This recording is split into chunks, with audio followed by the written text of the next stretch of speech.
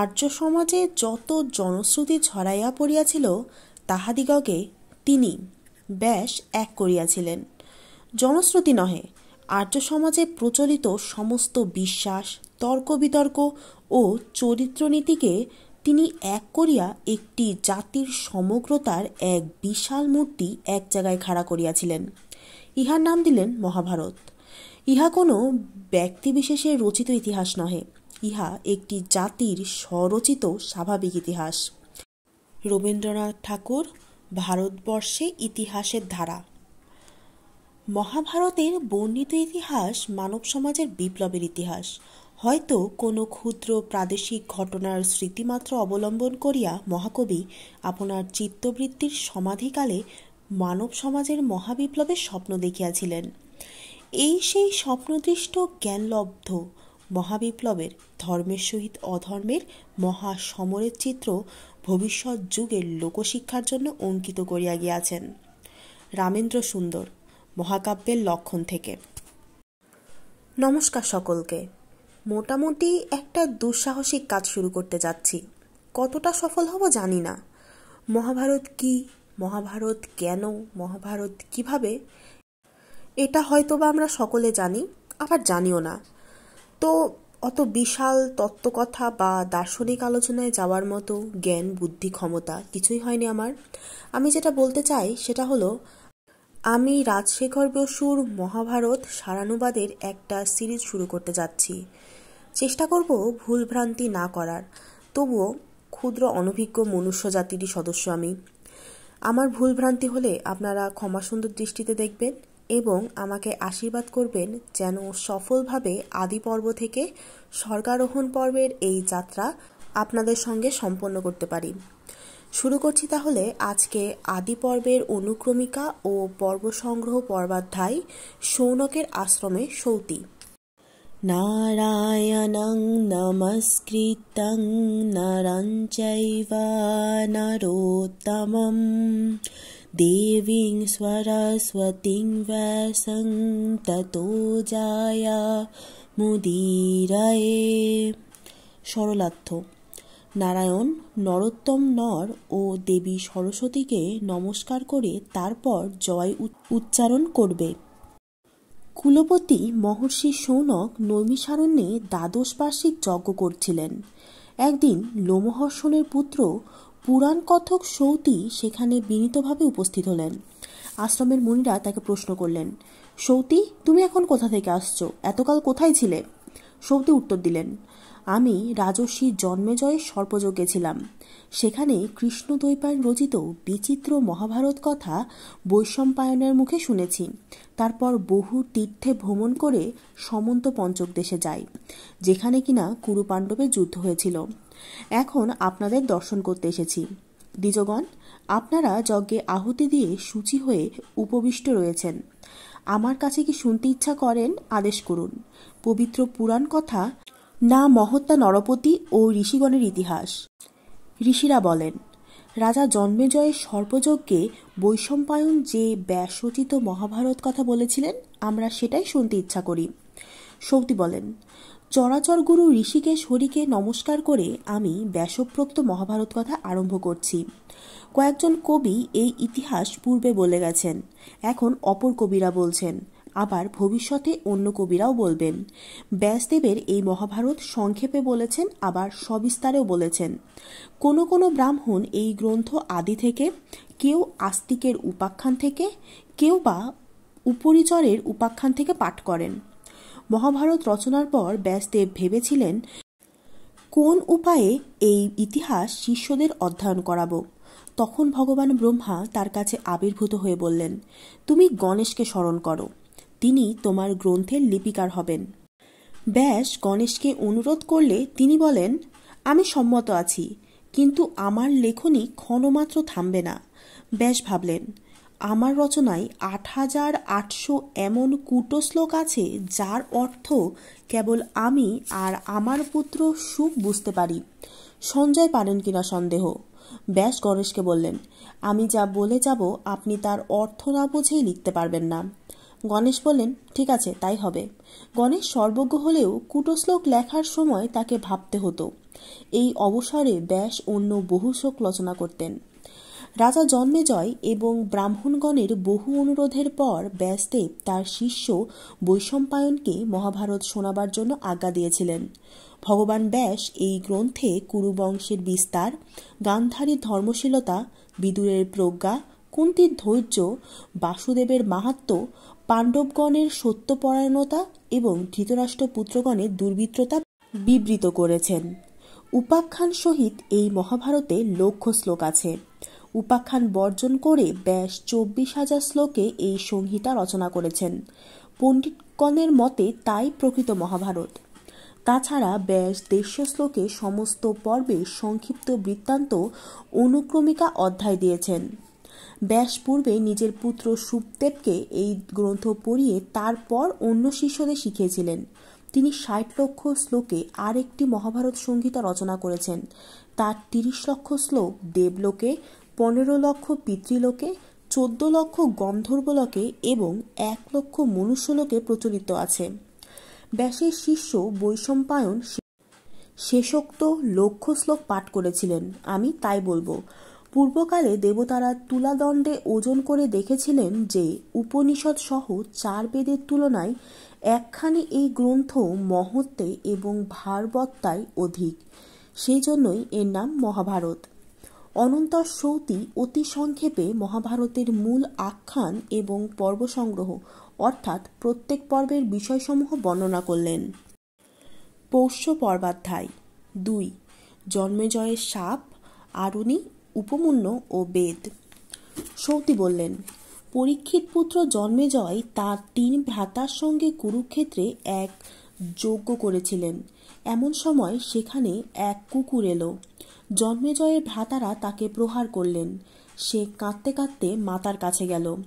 কুকুরই ক্ষুব্ধ হয়ে যজ্ঞস্থলে এসে বললে, আমার পুত্রকে বিনা দোষে মারলে কেন?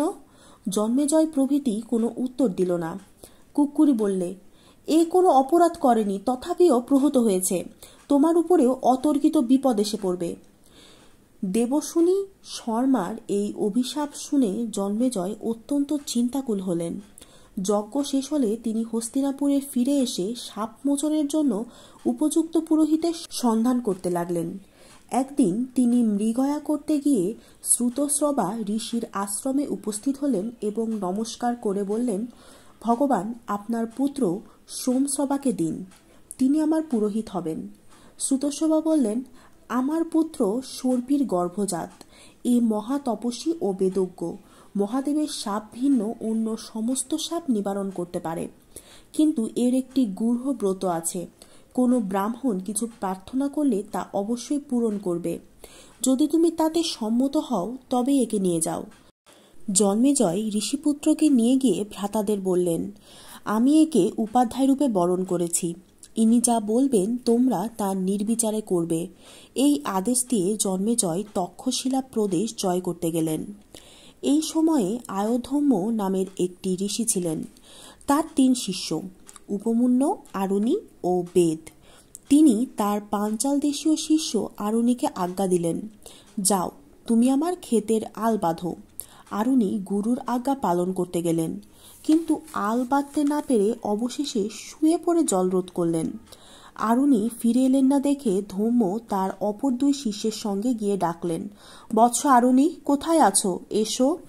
আরুণি উঠে এসে বললেন, আমি জলরোধ করতে না পেরে সেখানে শুয়ে পড়েছিলাম, আপনি ডাকাতে উঠে এসেছি, আজ্ঞা করুন, কি করতে হবে? ধৌম্য বললেন, তুমি কেদারখণ্ড অর্থাৎ ক্ষেতের আল বিদারণ করতে গিয়ে উঠে এসেছ, সেজন্য তোমার নাম উদ্দালক হবে। আমার আজ্ঞা পালন করেছ, সেজন্য তুমি শ্রেয় লাভ করবে এবং সমস্ত বেদ ও ধর্মশাস্ত্র তোমার অন্তরে প্রকাশিত থাকবে। আয়োধম্য আর এক শিষ্য উপমন্যকে আদেশ দিলেন, বৎস, তুমি আমার গো রক্ষা করো। উপমন্য প্রত্যহ গরু চালিয়ে সন্ধ্যায় ফিরে এসে গুরুকে প্রণাম করতে লাগলেন। একদিন গুরু জিজ্ঞাসা করলেন, বৎস, তুমি কি খাও? তোমাকে বেশ স্থূল দেখিতেছি। উপমন্য বললেন, আমি ভিক্ষা করে জীবিকা নির্বাহ করি গুরুদেব। গুরু বললেন, আমাকে নিবেদন না করে ভিক্ষান্ন ভোজন উচিত নয়। তারপর থেকে উপমন্য ভিক্ষাদ্রব্য এনে গুরুকে দিতেন। তথাপি তাকে পুষ্ট দেখে গুরু বললেন, তুমি যা ভিক্ষা পাও সবই তো আমি নিই, তুমি এখন কি খাও? উপমন্য বলেন, প্রথমবার ভিক্ষা করে আপনাকে দেই, তারপর আবার ভিক্ষা করি, তাতেই আমার জীবিকা নির্বাহ হয়। গুরু বললেন, এ তোমার অন্যায়, এতে অন্য ভিক্ষাজীবীদের হানি হয়, তুমিও লোভী হয়ে পড়েছ। এরপর উপমন্য একবার মাত্র ভিক্ষা করে গুরুকে দিতে লাগলেন। গুরু আবার তাকে প্রশ্ন করলেন, বৎস, তোমাকে অতিশয় স্থূল দেখিতেছি, এখন কি খাও তুমি? উপমন্য বলেন, আমি এসব গুরুর দুধ খাই গুরুদেব। গুরু বলেন, এ আমার বিনা অনুমতিতে এই দুধ খাওয়া তোমার অন্যায়।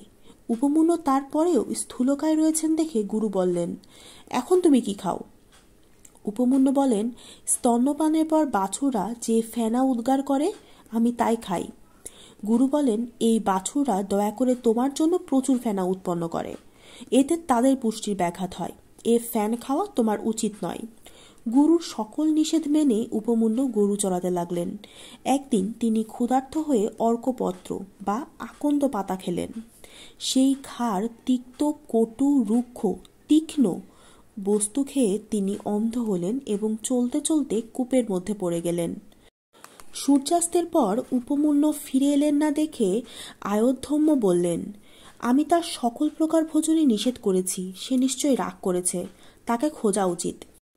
এই বলে তিনি শিষ্যদের সঙ্গে নিয়ে অরণ্যে গিয়ে ডাকলেন, বৎস উপমন্য, কোথায় আছো? এসো।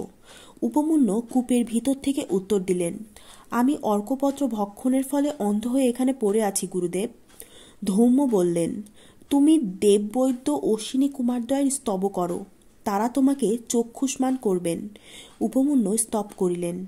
অশ্বিদ্বয় তার নিকট আবির্ভূত হয়ে বললেন, আমরা প্রীত হয়েছি, তুমি এই পুপ অর্থাৎ পিষ্ট ভক্ষণ করো। উপমন্য বললেন, গুরুকে নিবেদন না করে আমি কিছু খেতে পারি না।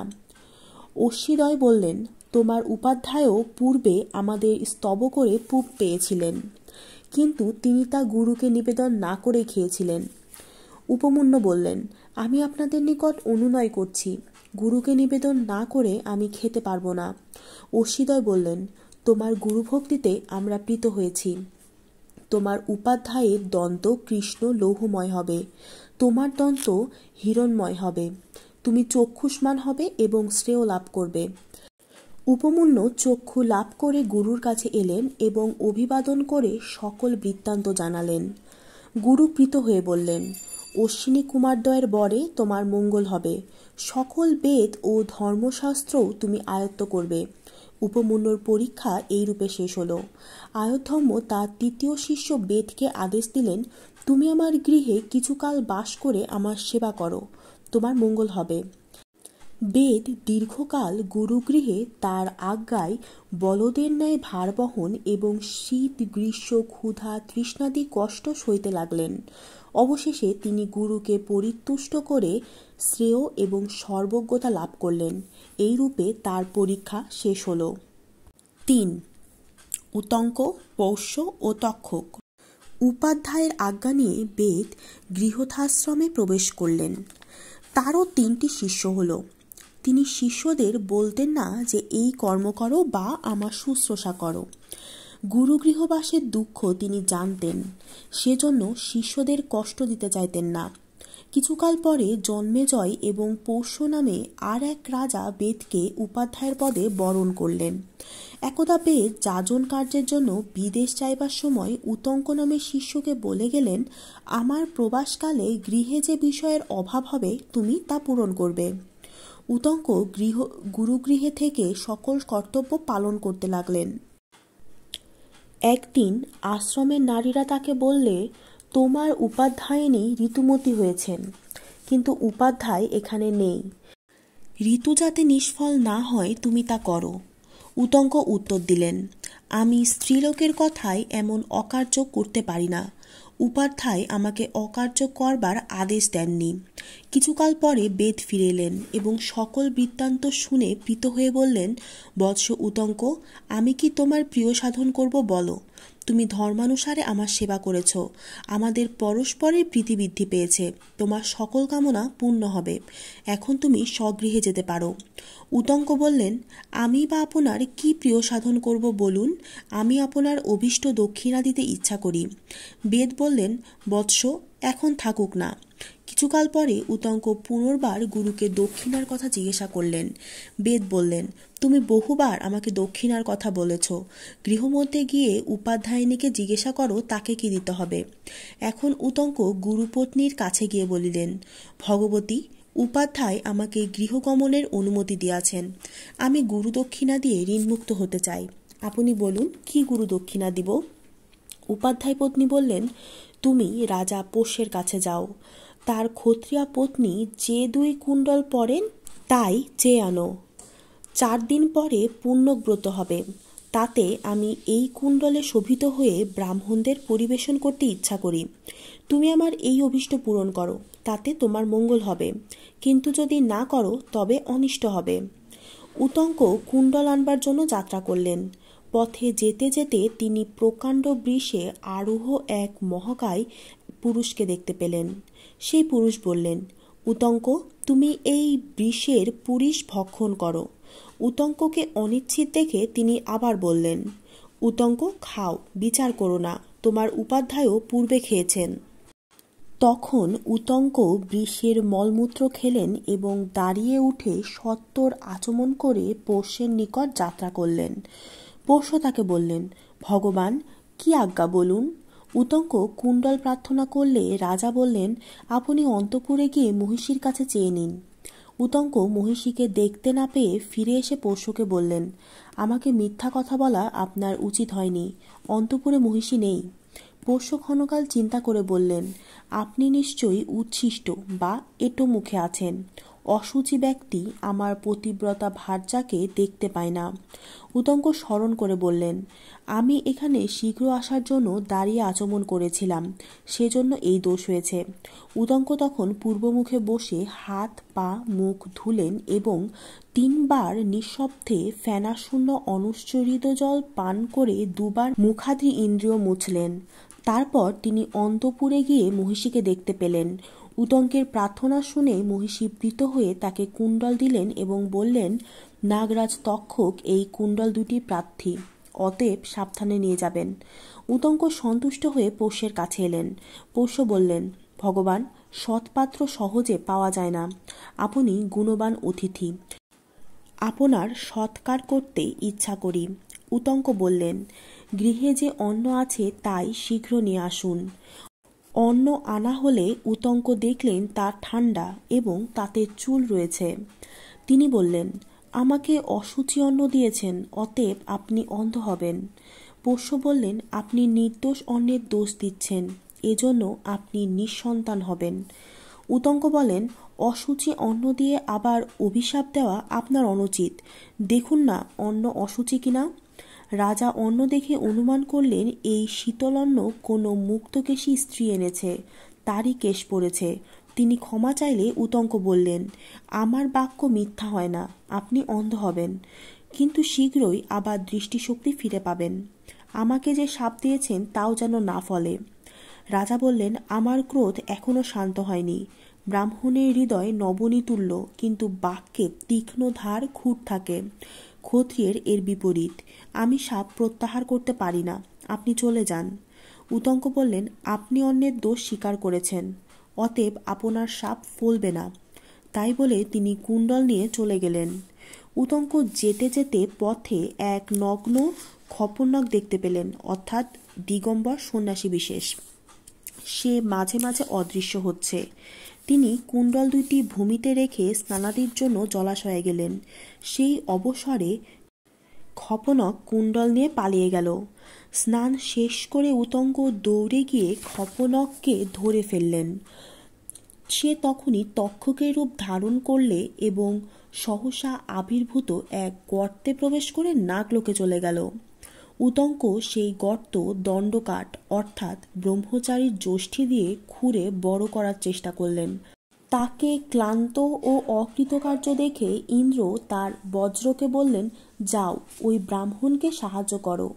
বজ্র দণ্ডকাষ্ঠে অধিষ্ঠান করে গর্তটিকে বড় করে দিল। উতঙ্ক সেই গর্ত দিয়ে নাগলোকে গেলেন এবং নানাবিধ প্রসাদ, হর্মোগ ও ক্রিয়াস্থানাদি দেখতে পেলেন। কুণ্ডল ফিরে পাওয়ার জন্য তিনি নাগগণের স্তব করতে লাগলেন। তারপর দেখতে পেলেন দুই স্ত্রী তাতে কাপড় বুনছে, আর কতক সুতো কালো, কতক সাদা।